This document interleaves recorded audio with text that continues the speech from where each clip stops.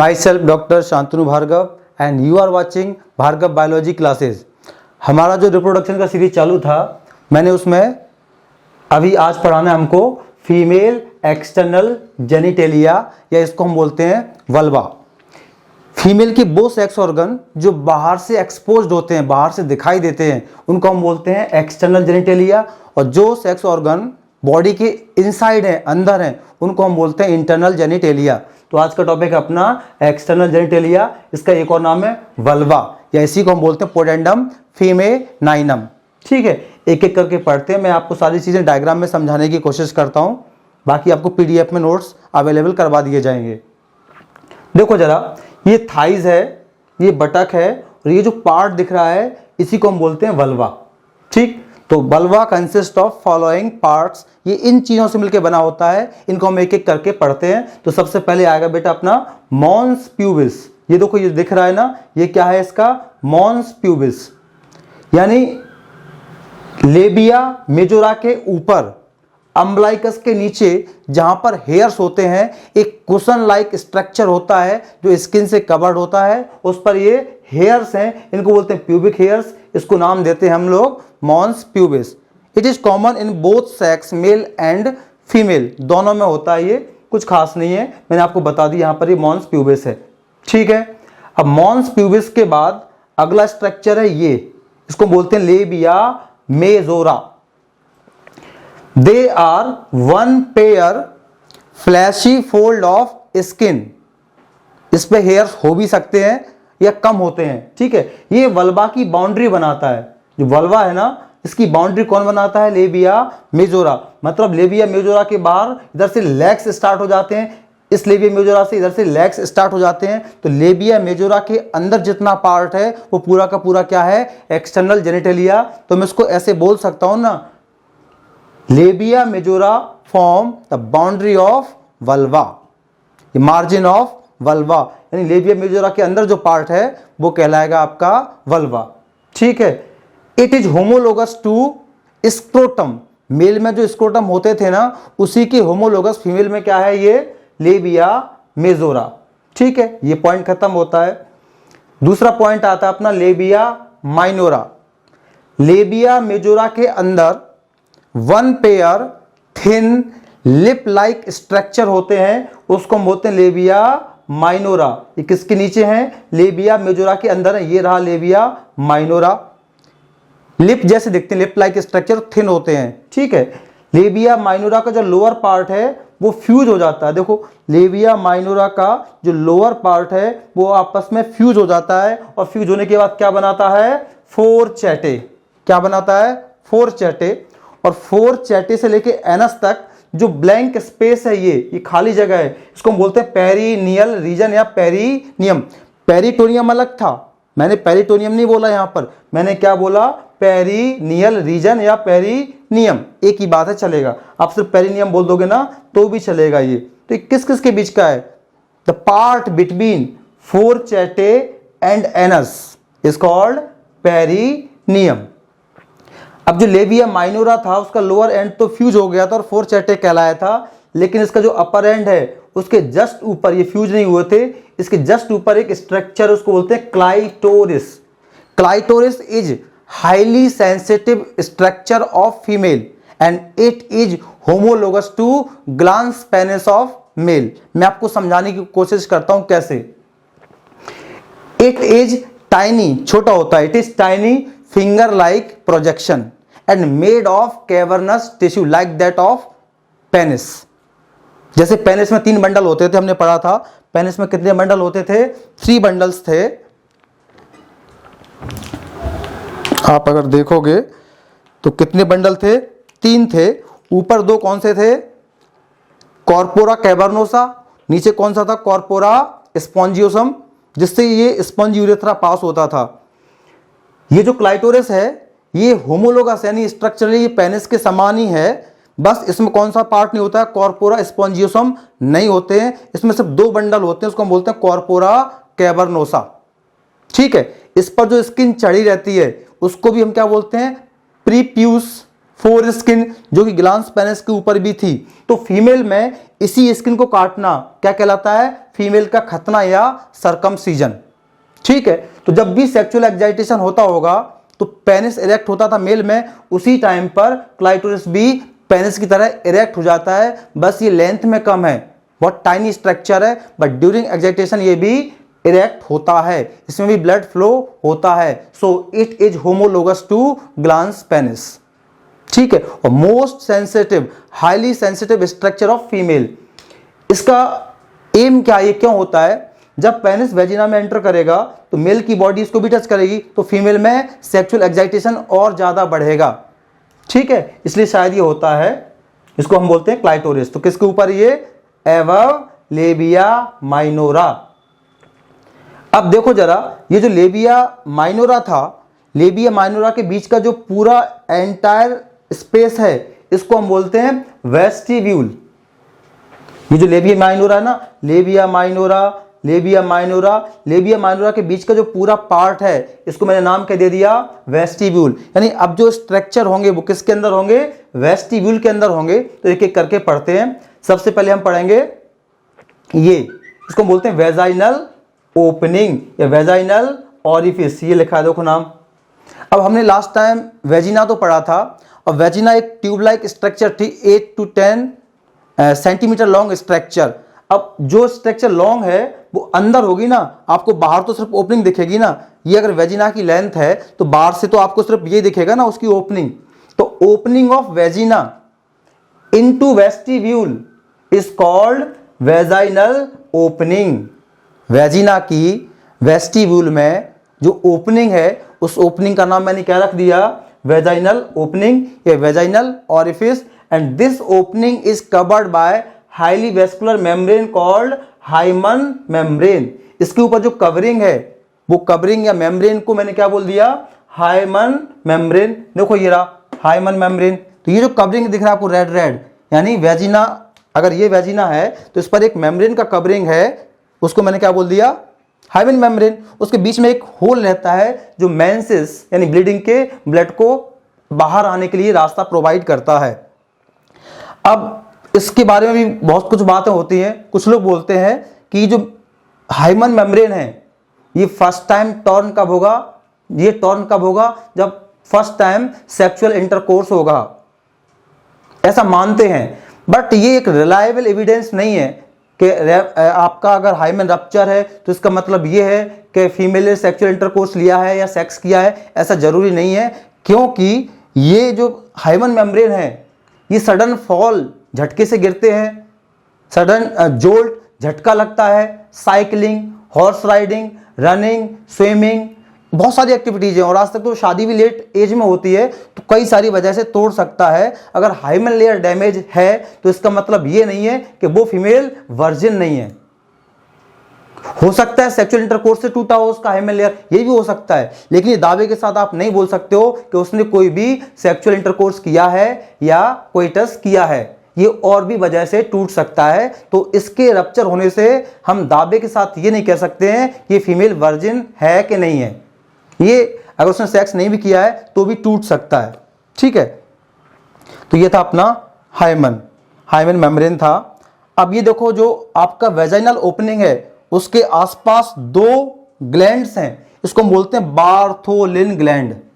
क्या बोलते हैं? बार्थोलिन ग्लैंड, या इसका एक और नाम होता है ग्रेटर वेस्टिबुलर ग्लैंड। ये जो यहां पे नाम दिख रहा है आपको, ये बार्थोलिन ग्लैंड है या फिर क्या है? Greater vestibular gland. ये वन पेयर होते हैं और वेजिना की दोनों तरफ है, each side of located, each side of vagina, इस तरफ है और इस तरफ है। They are homologous to Cowper's gland, bulbourethral gland of male. तो वहां पर जो मेल में बल्बोयूरेथ्रल ग्लैंड है वो क्या काम करता था? एक लुब्रिकेंट्स निकालता था, वो एसिडिक यूरेथ्रा को न्यूट्रलाइज करता था और ग्लांस को लुब्रिकेट करता था ताकि कोइटस आसान हो जाए, ताकि मेटिंग आसान हो जाए। सेम फंक्शन ये करेगा कौन? Bartholin gland. जब भी कोई फीमेल एक्साइट होगा तो उसके बार्थोलिन ग्लैंड क्या निकालेंगे? एक एल्केलाइन लुब्रिकेंट्स निकालेंगे जो वेजिना की एसिडिटी को खत्म करेगा, क्योंकि एसिडिक मीडियम में स्पर्म सर्वाइव नहीं कर सकते हैं। तो ये इसकी एसिडिटी को खत्म करेगा, पहला काम। दूसरा, बार्थोलिन ग्लैंड का जो सिक्रेशन है वो लुब्रिकेंट्स की तरह काम करेगा, जिससे कोइटस या मेटिंग आसान हो जाएगा, कॉपुलेशन इजी हो जाएगा, सेक्स करना आसान हो जाएगा। ठीक है, ये दो ही हैं, वन पेयर हैं। ठीक, अब उसके ऊपर आते हैं हम। वेजिनल ओपनिंग के जस्ट ऊपर होता है यूरेथ्रल ओपनिंग, जहां से यूरिन पास आउट होता है। सोचो, ये जो यूरेथ्रल ओपनिंग है ये अंदर किस में लीड होगी, जाके यूरिनरी ब्लैडर में। लेकिन आपको बाहर से तो सिर्फ ओपनिंग ही दिखेगी ना। इसकी लंबाई कितनी होती है? 5 सेंटीमीटर, 4 सेंटीमीटर। मेल में 15-20 सेंटीमीटर क्यों होती? क्योंकि मेल की यूरेथ्रा पेनिस से पास होती है, तो जो पेनिस की लेंथ है 15 सेंटीमीटर वो ऐड हो जाती थी। ठीक है, फीमेल में सिर्फ उसी की लेंथ दिखेगी, तो ये लगभग 4 या 5 सेंटीमीटर के आसपास रहता है। ठीक है, तो हम कैसे बोलेंगे इसको? Opening of urethra into vestibule is called urethral orifice, urethral opening. It carry urine from urinary bladder to the outside of body. हम में मतलब मेल में यूरेथ्रा से सीमेन पास आउट होता था और उसी से यूरिन पास आउट होता था। अगर फीमेल में देखा जाए तो कॉपुलेटरी पैसेज ये है जहां से कोइटस किया जाएगा, लेकिन यूरिन पास कहां से होगा? यहां से होगा, यूरेथ्रल ओपनिंग से। और जो यूरेथ्रल ओपनिंग है उसके आसपास बहुत सारी छोटी छोटी ग्लैंड्स हैं, जिसको हम बोलते हैं पैरा यूरेथ्रल ग्लैंड। पैरा मतलब चारों ओर। किसके चारों ओर हैं ये? यूरेथ्रा के। तो इसको बोलेंगे यूरेथ्रा के चारों ओर वाले ग्लैंड। तो नाम क्या हो जाएगा इसका? Para urethral gland. इसको स्किन ग्लैंड भी बोल सकते हैं। ठीक है, तो आपको लेबिया मेजोरा समझ में आ गया, फ्लैशी फोल्ड थे, लेबिया माइनोरा समझ में आ गया, लिप लाइक थिन फोल्ड है, उसके अंदर का पार्ट वेस्टिब्यूल है वो भी समझ में आ गया, वेजाइनल ओपनिंग, हाइमेन, और ये अपना Bartholin gland, urethral opening, para urethral gland, clitoris, ये एनस, ये पेरिनियम, ये मॉन्स, ये आपका इतना पार्ट खत्म हुआ। अभी हमको एक्सटर्नल जेनिटेलिया में पढ़ना है ब्रेस्ट। तो अगली स्लाइड में हम देखते हैं मेमरी ग्लैंड या ब्रेस्ट। ठीक है, इसको समझने के लिए आपको क्या करना है? इसकी स्ट्रक्चर देखना है, वही अपने आप में इसके नोट्स रहेंगे। तो पहला क्वेश्चन तो ये आता है, व्हाट इज मेमरी ग्लैंड? ये क्या है, किस में होता है? तो मैं 2-3 क्वेश्चन की आपसे बात करना चाहता हूँ। Mammary gland present only in mammals. Mammals group में मैमल्स नाम इसलिए रखा गया क्योंकि इसमें मेमरी ग्लैंड है, चाहे मेल हो चाहे फीमेल हो। But functional mammary gland is the characteristic feature of female. लेकिन ये मेमरी ग्लैंड फंक्शन किस में करती हैं? मिल्क फॉर्मेशन किस में करती हैं? फीमेल में। ठीक है, तो हम बात करते हैं, एक पॉइंट और पढ़ते हैं। मिल्क जो सिक्रेशन है, मिल्क फॉर्मेशन है, वो करता है प्रोलैक्टिन हार्मोन, और जो इजेक्शन ऑफ मिल्क है वो करेगा अपना ऑक्सीटोसिन हार्मोन। तो देखो जरा, मैं यहां से स्टार्ट करता हूं। ये मेरा थोरैक्स वाला पार्ट है जहां पर रिब्स हैं। तो रिब्स वाला पार्ट ये है, ये डॉट डॉट दिख रहा है ना आपको, ये ऐसे होंगे। अब 3D में इमेज में यहाँ पे फॉर्म क्रिएट नहीं कर सकता, तो ये आपका रिब्स है, तो ये लिखा है रिब्स। रिब्स के बीच में जो मसल्स हैं उसको हम बोलेंगे, रिब्स के बीच वाले मसल्स इंटरकॉस्टल मसल। ठीक है, उसके बाद हमारी जो मसल्स है जिससे हम चेस्ट बनाते हैं, ये चेस्ट, इस मसल का नाम होता है पेक्टोरलिस मेजर। तो आप जो फीमेल के जो ब्रेस्ट हैं वो फ्रंटल वॉल पर, थोरैक्स के फ्रंटल वॉल पर पेक्टोरलिस मेजर के ऊपर लोकेटेड रहते हैं।